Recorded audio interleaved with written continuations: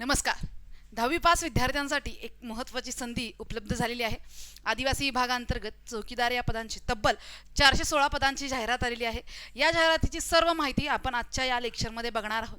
परीक्षा पद्धती कशी असणार आहे, एज क्रायटेरिया काय असणार आहे, अभ्यास तुम्हाला कसा करायचा आहे, या सगळ्या प्रश्नाची उत्तरं आपण देणार आहोत. सगळ्यात महत्त्वाचं जॉब लोकेशन कुठे असणार आहे, सगळं काही आपण आता इथे डिस्कस करणार आहोत.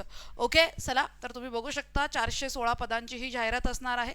10वी पास फक्त पात्रता आहे. ज्या ज्या विद्यार्थ्यांनी 10वी पास केले तो प्रत्येक जण इथं फॉर्म भरू शकतो. चला तुम्ही बघू शकता इथं आदिवासी विकास प्रकल्प याचे अधीनस्थ शासकीय आश्रमशाळा आणि वसतिगृहाच्या चौकीदार गट ड या संवर्गातील ही भरती आहे आणि ही 100% सरळ सेवेच्या पद्धतीने भरली जाणारी भरती आहे. फॉर्म बघा, आज दुपारी 3 वाजल्यापासून फॉर्म फिलिंग सुरू झालेली आहे, जी की 18 मे पर्यंत तुम्ही फॉर्म भरू शकता. तुम्हाला महाराष्ट्राच्या आदिवासी विभागावर जाऊन संकेतस्थळावर जाऊन फॉर्म भरायचा आहे. ओके, चला तर पात्रता बघून घ्या. पात्रता जसं की तुम्हाला मी सांगितलं, पात्रता ही 10वी असणार आहे. हां, पात्रता ही 10वी असणार आहे. उमेदवार हा भारताचा नागरिक आणि महाराष्ट्राचा रहिवासी असावा. आता तुम्हाला सरळ सरळ यांनी म्हटलं की तुमच्याकडे डोमेसाईल असावं, बस दुसरं काही नाही, तुमच्याकडे डोमेसाईल असावं. बाकी तुम्हाला सांगितले की ही अर्हता जी आहे तुम्ही 1/4 म्हणजे 1 एप्रिलपर्यंत तुम्ही ही अर्हता धारण केली पाहिजे. म्हणजे 1 एप्रिलपर्यंत तुम्ही 10वी पास असला पाहिजेत. 1 एप्रिलच्या आधीच तुमच्याकडे डोमेसाईल असलं पाहिजे. 1 एप्रिल नंतर काढलेलं डॉक्युमेंट इथं व्हॅलिड नसणार आहे. ओके, खुल्या प्रवर्गासाठी किमान 18 आणि कमाल वय 38 असणार आहे. आणि बाकी जे काही रिझर्वेशन आहे तर त्यासाठी किमान 18 कमाल 43 पर्यंत हे आपण वाढवतो. नॉर्मली सगळ्यांना ह्या गोष्टी माहिती आहेत, ते आपल्याला लक्षात घ्यायचं. त्यानंतर तुम्हाला सांगितलेलं आहे की जे काही नंतर सवलत आहे तर ती सवलत लागू होणार नाही. सगळ्यांना सांगितले तुमच्याकडे नॉन क्रिमिनल असणं गरजेचं आहे, खूप जास्त गरजेचं आहे. ओके, त्यानंतर उच्चतम वयोमर्यादा 45च्या वरती जाणार नाही, कितीही काही असो. तुम्ही माजी सैनिकांना पण 45 वर्ष आहे. ओके, सो ह्या सगळ्या गोष्टी आहेत. अंशकालीन बाबतीत हा गोष्ट थोडी वेगळी असते. बाकी नेक्स्ट बघा, इथं तुम्ही बघू शकता तुम्हाला जे बेसिक पेमेंट आहे 15,000 म्हणजे धरून चला तुम्हाला 29,29,000 पेमेंट मिळणार आहे. पहिलं पेमेंट जे आहे 28 बेपीस जे काही आपण 15,000 बघतो त्याच्यावर खूप सारे अलाउन्सेस ॲड होतात आणि अलाउन्सेस ॲड होऊन इन हँड सॅलरी जी आहे ती 28च्या 29च्या आसपास जाते. ही गोष्ट आपल्याला लक्षात ठेवायची आहे. सो इथं तुम्ही काय तर माध्यमिक शालांत म्हणजे तुम्ही 10वी पास असणं गरजेचं आहे. जास्त काय नाही आहे, बस एवढंच. आणि हा उदाहरण तुम्ही ही 10वी पास जे आहे 1/4 एप्रिल म्हणजे या एप्रिल महिन्याच्या आधी तुम्ही 10वी पास झाला पाहिजे. दुसरं काही इथं अनिवार्य नाही, लक्षात घ्या. ओके, सो इथं बाकी ही पूर्णतः ऑनलाईन भरती होणार आहे. तुम्ही बघू शकता संगणक आधारित कम्प्युटर बेस्ड टेस्ट होईल, ऑनलाईन पद्धतीने होईल. MCQ असतील. मिनिमम 75% गुण मिळवणं, ते मिनिममचं सोडून द्या.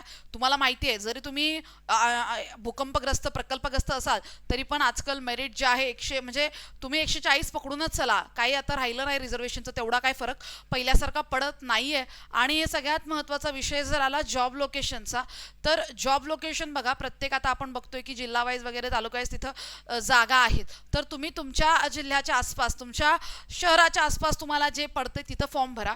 सगळ्यात भारी तुम्ही जिथं समजा थोडंसं ग्रामीण भागात राहताय तिथं जर तुम्हाला एक 28-29 सॅलरी मिळत असेल, तुम्ही महाराष्ट्र शासनासाठी काम करताय आणि एवढी सॅलरी आहे तर खूप छान झालं. आणि एक लक्षात घ्या, तुम्हाला घरात आपल्या राहायला मिळते.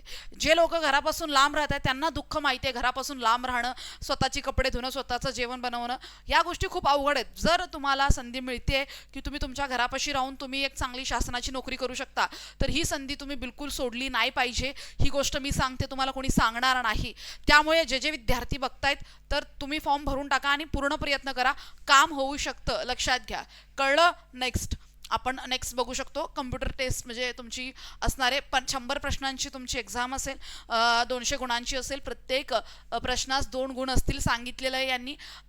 त्यानंतर ऑनलाईन परीक्षा जे मराठी, सामान्य ज्ञान, बौद्धिक चाचणी विषयाकरिता प्रत्येक 50 गुण ठेवून म्हणजे 25 प्रश्न 50 गुण, 25 प्रश्न 50 गुण, अशा पद्धतीने तुम्ही बघू शकता की मराठीला तुम्हाला जे काही गुण असतील तर इथं तुम्ही बघू शकता 50, इंग्रजीला 50, त्यानंतर सामान्य ज्ञानाला सुद्धा तुम्हाला 50 आणि बौद्धिक चाचणीला सुद्धा, म्हणजे मॅथ्स नाही आहे तुम्हाला, फक्त रिझनिंग दिलेलं आहे. सो अशा पद्धतीने तुम्हाला 2 तासाचा वेळ मिळणार आहे या पूर्ण सेक्शनसाठी. कळलं?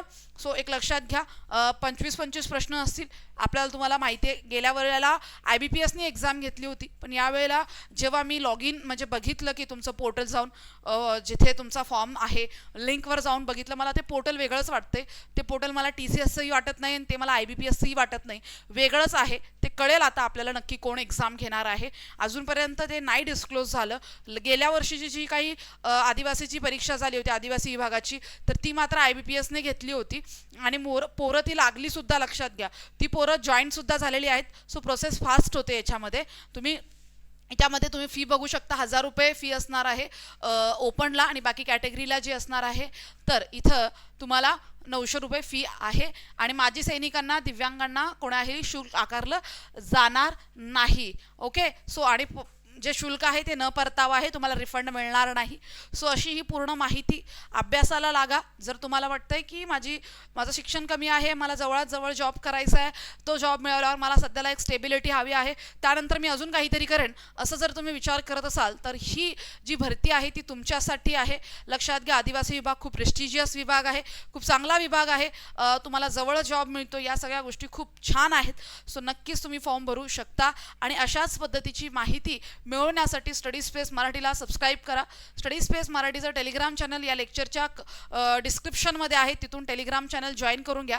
लवकरात लवकर आपण आदिवासी विभागासाठी सामान्य ज्ञानाचे लेक्चर सुरू करणार आहोत. त्यानंतर तुम्हाला आदिवासी विभागाची टेस्ट सिरीज मिळणार आहे आपल्या याच यूट्यूब चॅनलवर. सो सगळ्यांनी कनेक्टेड राहायचं आहे. Stay tune, stay bless. Thank you so much.